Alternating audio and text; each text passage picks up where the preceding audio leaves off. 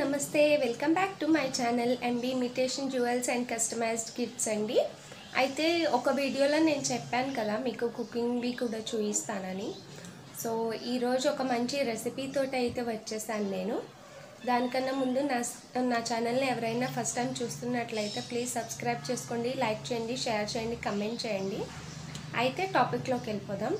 ఈరోజు మనం చూడబోయే రెసిపీ వచ్చేసి పప్పు పొంగలి పులుసు అండి.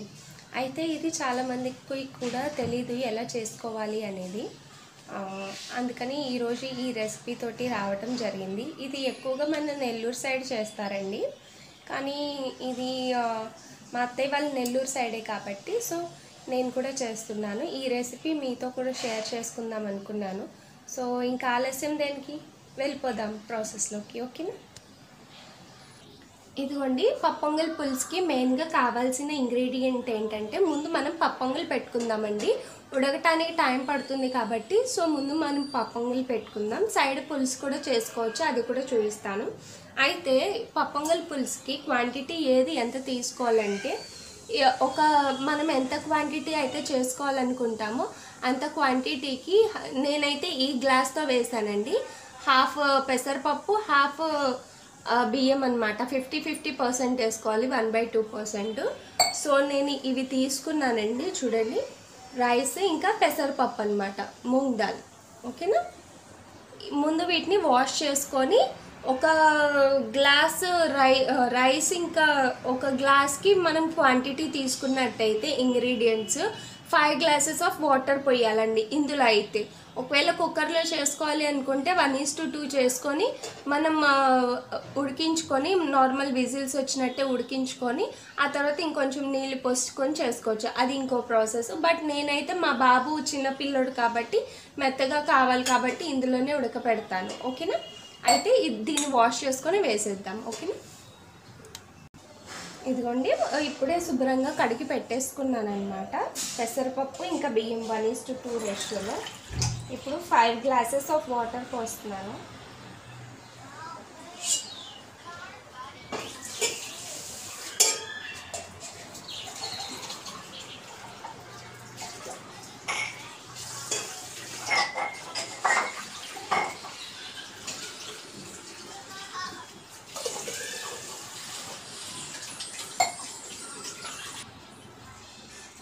మూడు పోసాను కదా.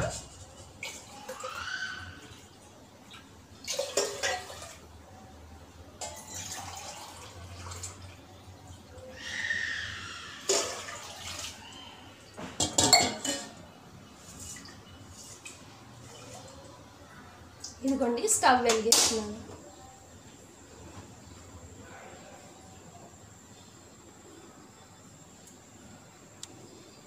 ఇదిగోండి, ప్రాసెస్లో వెళ్ళే ముందు కావాల్సిన ఇంగ్రీడియంట్స్ మిగిలినవి చూద్దాము. ఇందులో అయితే బియ్యం పెసరపప్పు వేసాం కదా, అది ఉడుకుతూ ఉంటుంది, అది టైం పడుతుంది కాబట్టి వీటితో పాటు చూయించలేకపోయాను. సో ఇవి అయితే కనుక కొంచెం టైం తక్కువ పడుతుంది, ఇవి చూపిస్తాను.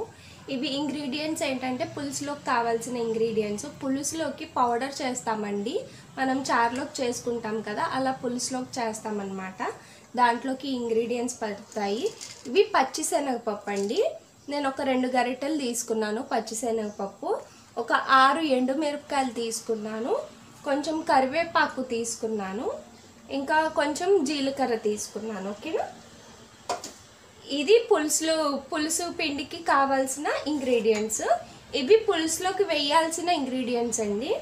ఒక ఉల్లిపాయ, 3 టమాటాలు, ఒక ఎండుమిర్చి, కొంచెం కరివేపాకు, ఒక చిన్న ముద్ద సైజులో నేను చింతపండు తీసుకున్నానండి. అయితే ఇక్కడ తాలింపులోకి కావాల్సింది పచ్చిశనగపప్పు, ఆవాలు, జీలకర్ర, ఇంకా ఉప్పు, కారం, పసుపు, పంచదార అండి. పంచదార వచ్చేసి నేను 3 స్పూన్లు తీసుకున్నాను. ఇది కారం వచ్చేసి 2 స్పూన్లు తీసుకున్నాను. ఉప్పు 1.5 స్పూన్ తీసుకున్నాను. కొంచెంగా ఇది పసుపు తీసుకున్నానండి. ఓకేనా? ఇవి వచ్చేసి ఇంగ్రీడియంట్స్ పులుసులోకి కావాల్సినవి. ఇంకా దీంట్లోకి మనం తాలింపు పెడతామన్నమాట. తాలింపులోకి వచ్చేసి మనకి మెయిన్ కావాల్సింది నెయ్యిలో వేయిస్తామన్నమాట. నెయ్యి, కొంచెంగా కాజు, జీడిపప్పు, జీడిపప్పు నాకు ఫుల్గా వేస్తే నచ్చదండి, అందుకని నేను ముక్కలు చేసి పెట్టుకున్నాను అనమాట. జీడిపప్పు ఇంకా మిరియాల పొడి. అయితే మిరియాల పొడి వేసుకోవచ్చు, లేదంటే మిరియాలు కూడా వేసుకోవచ్చు తాలింపులోకి. అది ఎలా వేసుకోవాలనేది తర్వాత చెప్తాను. నాకైతే మిరియాలు అంటే ఇష్టం ఉండదు, మా వాళ్ళు తినరు. సో నేను అందుకే డైరెక్ట్గా వేస్తాను అనమాట. అందుకని మిరియాల పౌడర్ తీసుకున్నాను. అయితే ఇప్పుడు ముందు పులుసు పిండికి కావాల్సింది రెడీ చేసుకుందాం. పచ్చెనపప్పు కడాయి ఆన్ చేశానండి, హీట్ ఎక్కింది ప్యాన్. దాంట్లోకి పచ్చెనపప్పు వేసాను, జీలకర్ర, కరివేపాకు, ఎండుమిరపకాయలు ఇవన్నీ వేసి దోరగా వేయించుకోవాలన్నమాట, పచ్చివాసన పోయేదాకా మనకి.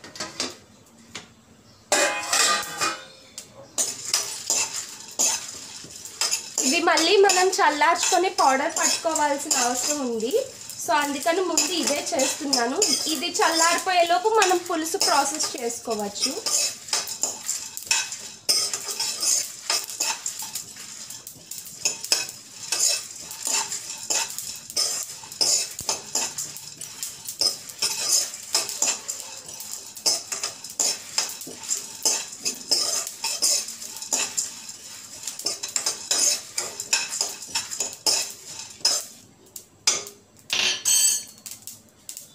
ఈ చింతపండుని శుభ్రంగా కడిగి నానబెట్టుకోవాలండి.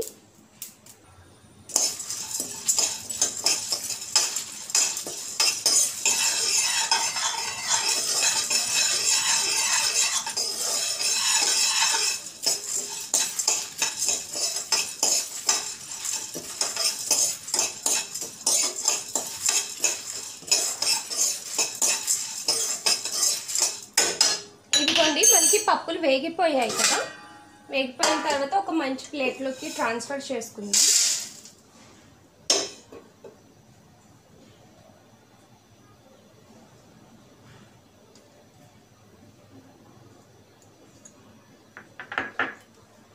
ఇది చల్లడానికి సైడ్లో పెట్టేసుకుందామండి. ఇదిగోండి, ఇప్పుడు పులుసు ప్రాసెస్లోకి వెళ్ళిపోదాం. దీంట్లో వచ్చేసి మనకి 3 స్పూన్లు ఆయిల్ వేసుకోవాలి, 3 గరిటెలు ఆయిల్. ఓకేనా? ఇదిగోండి, మనకి 3 గరిటెలు ఆయిల్ వేస్తున్నాను నేను. ఎందుకంటే ఇంత ఆయిల్ యాక్చువల్గా మనకి వచ్చేసి పులుసు ఎక్కువ క్వాంటిటీ వస్తుందండి. సో అందుకని చెప్పేసి మనం కొంచెం ఆయిల్ ఎక్కువ వేసుకుంటే టేస్టీ కూడా వస్తుంది. అందుకని అంత ఆయిల్ వేస్తామన్నమాట ఇందులో. మనం ఇందాక చూసినట్టుగా మనం కొంచెం ఆయిల్ హీట్ ఎక్కిన తర్వాత ఇదిగోండి, మనకి ఆయిల్ హీట్ ఎక్కిపోయింది. ఇందులో వచ్చేసి మనం పచ్చెనపప్పు, ఆవాలు, జీలకర్ర,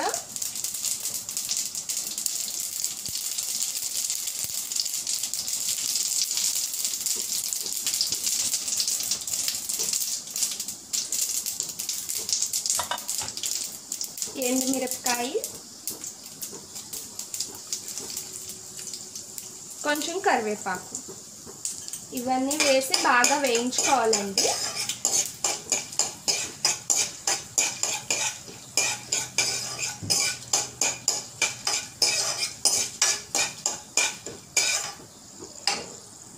ఇవి వేగిపోయాయి కదా. ఇందులో ఇందాక మనం చూపించిన ఆనియన్ ఉంది కదా, అది నేను కొంచెం పెద్ద సైజ్గా తరుక్కున్నానండి పీసెస్. ఇవి పులుసులోకి మధ్యలో తగులుతూ ఉంటాయి. సో ఇలా కొంచెం పెద్ద సైజ్ ముక్కలు తరుక్కుంటేనే బాగుంటుంది ఇవి.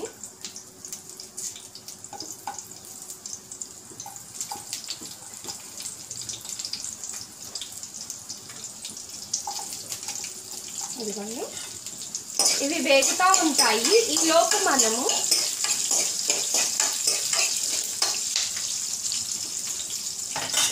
మనము మిక్సర్ తీసుకొని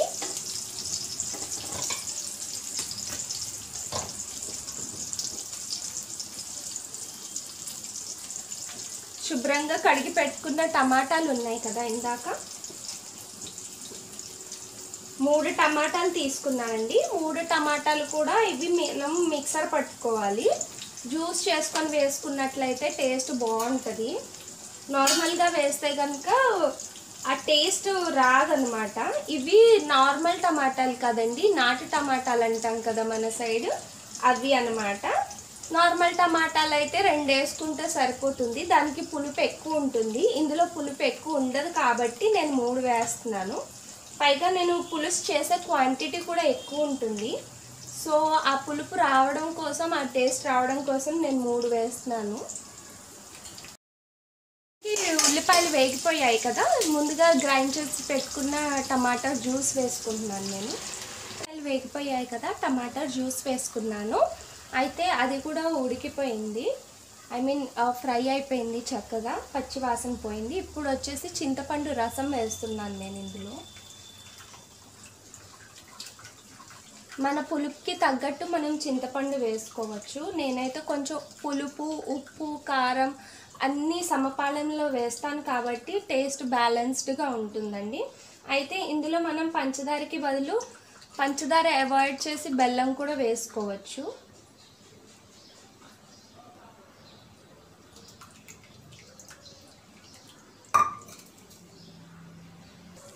ఇదిగోండి, మనకి పప్పంగి ఉడికిపోవచ్చింది చూడండి. ఇంకా గట్టిగా అవ్వాలన్నమాట ఇది.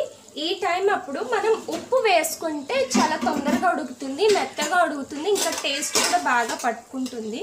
సో నేనేం చేస్తానంటే ఇందులో ఒక 1.5 స్పూన్ లేదా 2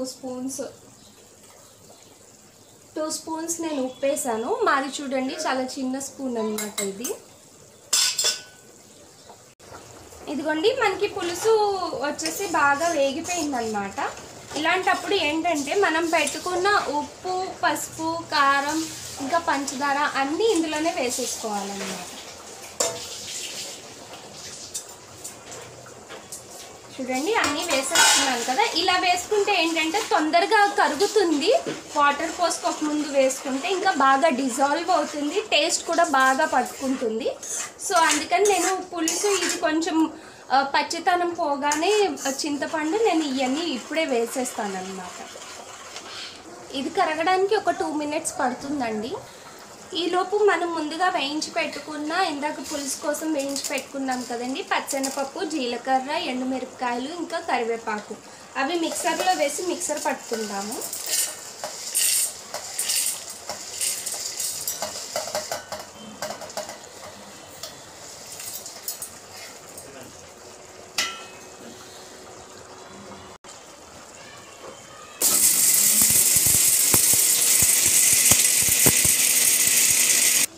ఇదిగోండి, మనం పౌడర్ చేసుకుంటే ఇట్లా కొంచెం ఫైన్ పౌడర్ లాగా వస్తుందన్నమాట. ఇది సైడ్లో పెట్టుకుందాము. ఈలోపు మనకి పంచదార ఇవన్నీ కరిగిపోయాయండి. సో నేను వచ్చేసి ఆల్మోస్ట్ నాకు పులుసు ఎంత క్వాంటిటీ అయితే కావాలో అంత క్వాంటిటీ వాటర్ పోస్తున్నాను. ఆల్మోస్ట్ నేను 800 ml దాకా వాటర్ పోసానండి. ఇది ఒక్క బాయిల్ వచ్చిన తర్వాత ఈ పౌడర్ అందులో ఎలా వేసుకోవాలనేది చూపిస్తాను. ఇదిగోండి, పప్పొంగల్ కూడా మెత్తగా ఉడికిపోవచ్చింది. ఇంకొక 5 మినిట్స్ ఉంటే పూర్తిగా ఉడికిపోద్ది. ఇలాంటప్పుడు ఏంటంటే మనం ఒక చిన్న బాండెల్ తీసుకొని స్టవ్ మీద పెట్టి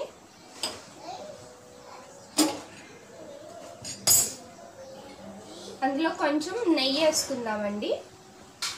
నేనైతే నెయ్యి ఎక్కువే వేస్తానండి, ఎందుకంటే నెయ్యితోనే టేస్ట్ బాగా వస్తుంది ఇది పప్పొంగలి అనేది. సో నేను టేస్ట్ ఎక్కువగా బాగుండాలని చెప్పేసి నెయ్యి ఎక్కువ వేసుకుంటాను. ఇది కొంచెం హీట్ ఎక్కిన తర్వాత ఇది ఉడుకుతుంది కదండి. ఇందాక మిరియాల పౌడర్ అన్నాను కదా, మిరియాల పౌడర్ ఒక 3 స్పూన్స్ వేసుకుందాము. మిరియాలు కూడా వేసుకోవచ్చండి. అయితే ఇది మిరియాలు వేసుకోవాలి అనుకున్నట్లయితే మనకి ఈ గీ ఉంది కదా, గీలోనే రోస్ట్ చేసుకొని వేసేసుకోవచ్చు. అయితే మా వాళ్ళు చిన్న బాబు కదా, ఇంకా మా వాళ్ళు కూడా నోటికి తగిలితే ఇష్టపడరు, అందుకని పౌడర్ చేసి పెట్టుకున్నాను. సో నేను ఈ చిన్న స్పూన్తో ఒక 2 స్పూన్స్ వేస్తున్నాను. ఒకవేళ ఘాటు ఎక్కువ కావాలి అనుకున్న వాళ్ళు ఎక్కువ వేసుకోవచ్చు, అది మన ఇష్టం, ఇంకా మన టేస్ట్ని బట్టి. ఎందుకంటే పులుసులో కూడా మనకి కొంచెం కారం వస్తుంది కాబట్టి నేను ఓన్లీ 2 స్పూన్స్ మాత్రమే వేసాను. ప్లస్ ఈ మిరియాల పొడి వేసుకున్నట్లయితే కనుక స్మెల్ కూడా చాలా చక్కగా వస్తుందన్నమాట.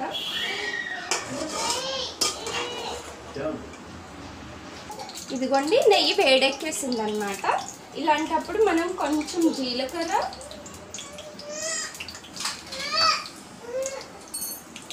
నేనైతే అన్ని చేతులతోనే వేస్తానండి, కొలతగా అయితే ఏం వేయను. ఇందులో వచ్చేసి కాజు వేసాం మనం. ఇప్పుడు ఒకసారి కలిదిప్పుకున్నాక కాజు కొంచెం వేగాలి. వేగిన తర్వాత కరివేపాకు వేయాలండి.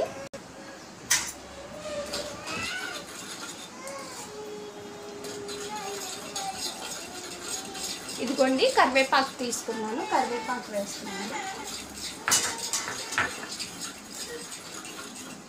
అయితే ఇందులో ఫ్రెష్ కరివేపాకు అయితే చాలా టేస్టీగా ఉంటుంది. నా దగ్గర ఫ్రెష్ కరివేపాకు లేకపోవడం వల్ల కొంచెం డ్రై అయిపోయింది వేసుకుంటున్నాను నేను. మరీ ఎక్కువ డ్రై అయిపోయినా కూడా అది టేస్ట్ రాదనమాట మనకి.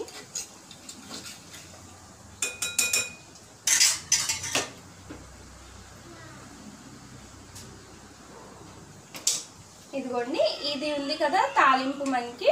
ఈ తాలింపు ఇది పొంగల్లో వేసేసుకుందాం.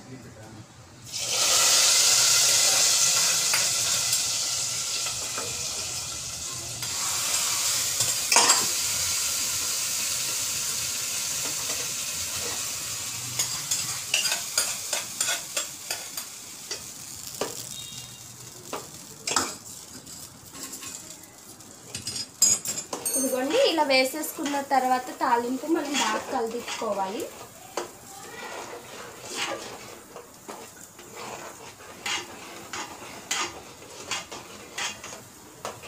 అంతే, పొంగలి రెడీ. పులుసుకి వచ్చేసి ఇంకా కొంచెం టైం ఉందండి. పులుసు మనకి ఒక పొంగు రావాలండి. ఈలోపు మనం ఏం చేద్దామంటే ఒక చిన్న బౌల్ తీసుకొని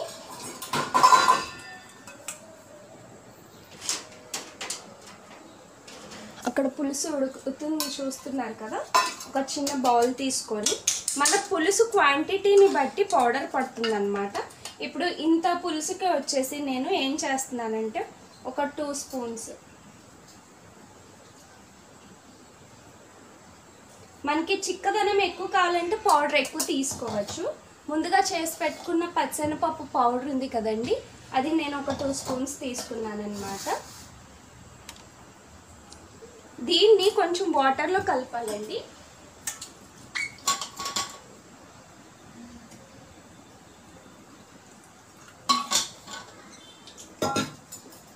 ఇదిగోండి ఇట్లాగా మనం వాటర్లో కలిపేసుకున్నాక చూసుకోండి, మరీ చిక్కగా ఉంటే కనుక అడుగున మనకి పెళ్ళగా ఉంటుంది. సో కొంచెం పల్చగా ఉంటేనే బెస్ట్ మనకి ఇది పేస్ట్ అనేది. చూడండి ఇట్లా కొంచెం జారుడుగా ఉంటేనే బెస్ట్. ఇంకొంచెం వాటర్ కావాలనుకున్నా కూడా పోసుకోవచ్చు. ఇది జస్ట్ ఏంటంటే మనకి పులుసు చిక్కపడటం కోసం మాత్రమే వేస్తామన్నమాట. ప్లస్ టేస్ట్ కూడా వస్తుంది ఇది వేసుకున్నట్లయితే. ఇదిగోండి ఇది అయిపోయింది కదా, ఇది కలిదిప్పుకుంటా పోసుకోవాలన్నమాట. పులుసు కలిదిప్పుకుంటే ఈ ఇంగ్రీడియంట్ అనేది పోసుకోవాలి మనం.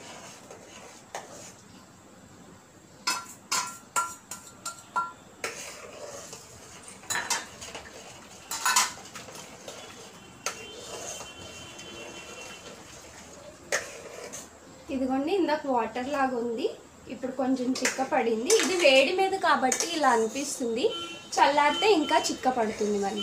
ఓకేనా? ఇదిగోండి ఒక బాయిల్ వచ్చింది కదా, ఇది అయిపోయింది. ఇంకా మనం ఆఫ్ చేసుకోవడం స్టవ్. వేడివేడిగా పొంగలి పులుసు ఎలా చేసుకోవాలో చూసారు కదా. టేస్ట్ చేసి ఎలా ఉంది అనేది నాకు చెప్పండి. ఓకేనా? నా ఛానల్ని ఎవరైనా ఫస్ట్ టైం చూస్తున్నట్లయితే ప్లీజ్ సబ్స్క్రైబ్ చేసుకోండి, లైక్ చేయండి, షేర్ చేయండి, కమెంట్ చేయండి. ఇలాంటి మరిన్ని వీడియోస్తో నేను మీ ముందుకు వచ్చేస్తాను. ఇదిగోండి వేడి వేడి పొంగలి ఇంకా పులుసు చూడటానికి ఎంతో ఆకర్షణీయంగా ఉంటుంది, తినటానికి చాలా టేస్టీగా ఉంటుంది. ఇంకా మీకు కొత్త వెరైటీ తిన్నట్టు ఉంటుంది, ప్లస్ కడుపు కూడా చాలా నిండిపోతుందండి. ఇదిగోండి పొంగలి పులుసు మేమైతే ఇలా తింటాము. ఓకేనా? Thank you. Thanks for watching my channel.